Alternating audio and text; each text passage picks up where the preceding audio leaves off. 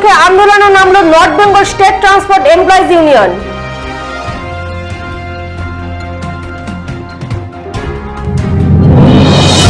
Cooch Behar 1 number ব্লকের পশারিঘাটে কর্মসংস্থানের লক্ষ্যে নির্মিত স্টল বিলি শুরু হলো আজ। 60 কোটি টাকা ব্যয়ে নির্মিত কমপ্লেক্সে 31টি স্টলের চাবি প্রাপকদের হাতে তুলে দিলেন উত্তরবঙ্গ উন্নয়ন মন্ত্রী রবীন্দ্রনাথ ঘোষ। ভোররাতে রহস্যময় বিস্ফোরণ, কেঁপে উঠল বর্ধমানের উষা গ্রামের বিস্তীর্ণ অঞ্চল। ঘটনার তদন্ত শুরু করল পুলিশ।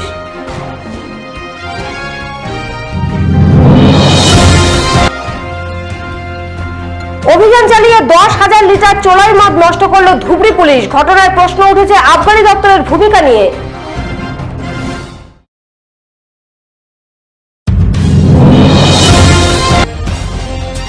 নিজেদেরকে তপশিলি উপজাতিভুক্ত করার দাবিতে রাস্তায় গাছের ডাল ফেলে পথ অবরোধ করল আদিবাসী কুর্মী সমাজের সমন্বয় মঞ্চের সদস্যরা।